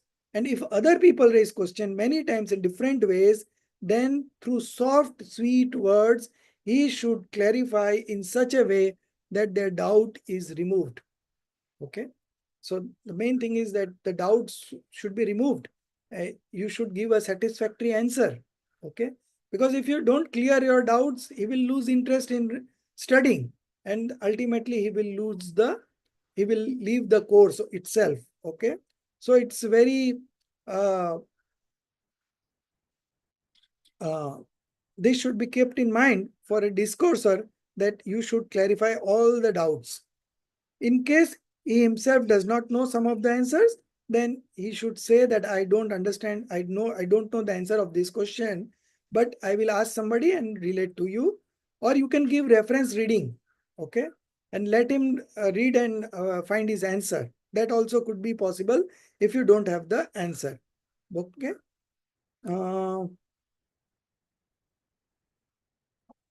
Eighth point, he should not indulge in immoral and publicly censurable activities. Okay. So who should be a discourser? Srimadji was asked, and Srimadji answered that any seeker in Jainism should have that kind of character which is better than a Supreme Court judge. He should be better than a Supreme Court judge. इतनी प्रामाणिकता होनी चाहिए. Okay. So he should not indulge in any immoral or publicly sensible activity, for he would become a place of laughter due to indulgence. Okay. In publicly censurable deeds, like if I am evading tax and there is tomorrow a raid on my place, income tax people coming, then what you will think? That sir is cheating the government and how he will teach us good things. Okay. So these things should be avoided. Not avoided, but he does not qualify to be a discourser if he's involved in any immoral and publicly censurable activities. And he will bring bad names to Jaina faith. Okay. So these are the 8 points. Still we have time. We will cover the 9th and the next paragraph. There are 2 more points which is not written here, but I will tell you. So let's first read the 9th point and then we will move on to the 10th, 11th and then further. So again, Hemali, you read 9th point. So Jia is left if she wants to leave. I can leave. Jia read, no? I'm there. Oh, okay. Sorry. He should not be of low caste, not be a crippled fellow, not have hoarse voice, but of sweet tongue, should be influential so that he may be acceptable to the people, for it be not so then, the orator's greatness will not be reflected in him. The above qualities are essential in the discourser. The same is stated in Atmanushasan.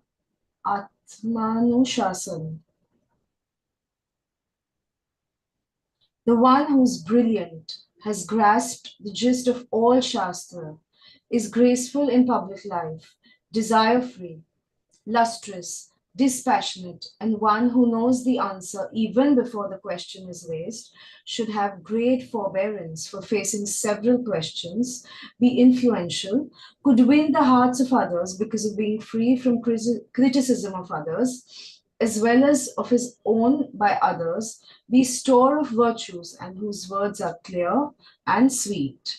Such a leader of the congregation should deliver the discourses. So this is the 9th point and the next paragraph 10th. So he should not be of low caste. Now, somebody may be born in a low caste, but by his deed, he is of upper caste. And somebody may be born in an upper caste, but he is doing wrong things. So he is of lower caste. Okay. So it is not by birth a person is a lower caste or upper caste. By his deed only he is a upper caste or a low caste. Okay. So he should not be of low caste, you mean in right sense, not be a crippled fellow. Generally speaking, the discourser should have a pleasing personality. Okay. So that is of course there, but we these are all whatever is described here is basically an ideal discourser. Okay. But then it varies from situation to situation depending on the other traits that he possesses. Okay. So being a crippled does not make your mind crippled. It is just that you should be of a pleasing personality. That is what he wants to convey here. Okay. Not be a crippled fellow, not having hoarse voice. Okay. Be of sweet tongue, should be influential so that he may be acceptable to the people. Leave along, we are discussing now the good qualities of a discourser, but even in acting, there are many singers who have got not a good voice, but they are very famous now. There are some actors who have not got a good voice, but they are famous now. So these are ideal, these are the ideals that should be there, but it is not compulsory. Okay. Not be having hoarse. Everyone does not have a voice of Amitabh Bachchan. Amitabh Bachchan is very famous for his voice, So he has that special talent. But then there are other kinds of talents also. Be of sweet tongue, should be influential, so that he may be acceptable to the people. Okay, very good. If it be not so, then the orator's greatness will not be reflected in him. Okay, I'll tell you, many speakers or many orators or many preachers or discoursers, they are all accidental. They were never thought in the first place that they will do such things, but it comes them to automatically. Okay, so it is not that someone is born as a discourser. It is over a period of time, because of your intense study, you are able to share it with other people. Then you have become a discourser. Okay, the above qualities are essential in the discourser. The same is stated in Atmanusashan. Now, this is just a summary of what all discussed. The one who is brilliant, has grasped all the gist of all shastras, is graceful in public life, desire-free, lustrous, dispassionate, and one who knows the answer even before the question is raised. So who knows the answer before the question is raised? A psychologist. Okay. So people know face reading, People also make out from the face reading that whether you have understood or not. So these are some of the traits that you pick up as you progress as a preacher. Should have great forbearance, patience, forgiveness for facing several questions, be influential, could win the hearts of others because of being free from the criticism of others as well as of his own by others, be store of virtues, and whose words are clear and sweet. Such a leader of the congregation should deliver the discourses. Okay. Now, if we come to the present context, we have around 1,000 scholars who have graduated from PTST Jaipur, Pandit Todarmal Smarak Trust. Okay.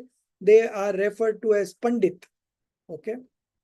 So we have 1,000 scholars, and they all teach according to what the scripture says. They keep the scriptures in front of them and then they try to explain.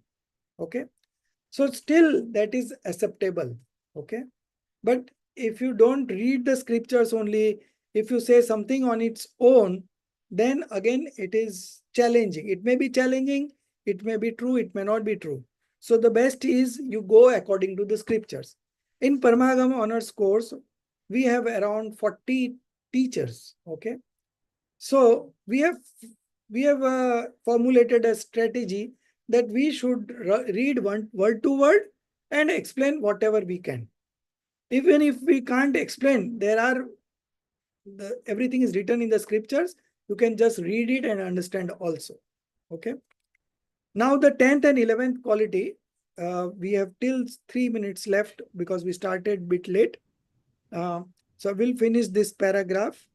12th. So there are 12 points in all. Okay. So we will do it in the next week. Now today is 8th, I suppose, right? Yeah, 8th. So the objectives will close on 12th. Okay, so only 4 days are left. So today and tomorrow you have holiday. So you make the best of this opportunity and finish the objectives. Okay. Everyone should finish the objectives before 12th, because then they will not accept our special request. And even in the accept, it takes time and we don't want to disturb. All are doing voluntary services. Tanuji and all the other volunteers are all doing honorary basis. They are themselves a student. Some of them are presently they are student, and some are past students. Okay. So they are just extending their help to this cause. So we should also be very disciplined to complete on time, and we should not ask for extra times, So the first thing is you should finish the objectives first, and then you keep on reading these scriptures. You will fall in love with this scripture, because the kind of explanation Pandit Todarmalji has given in this scripture, it's mind-boggling. he can think on those lines, and the topics, most of the topics, this whole scripture, you will not find in any other topics, in any other scriptures. Okay, this is entirely written by Todarmalji on his own. Now the chapter on 4 exposition, you will never find such description in any of the scriptures of the acharyas.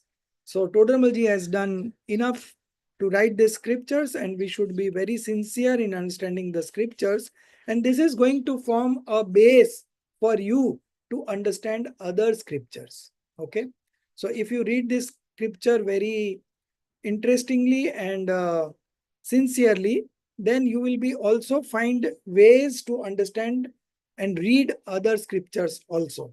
Okay, so we are going slowly and slowly, but nevertheless you should revise once more, okay, after the class, and one time before the class.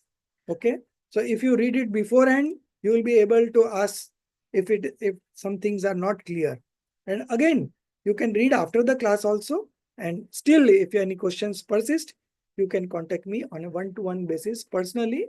We can discuss at length to your satisfaction. I don't mind. Okay, this is it. Any other questions? Okay, so we are good.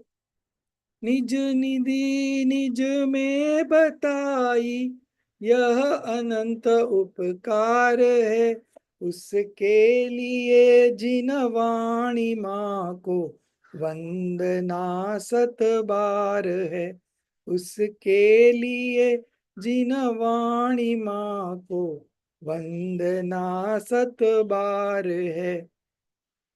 9 बार नौकर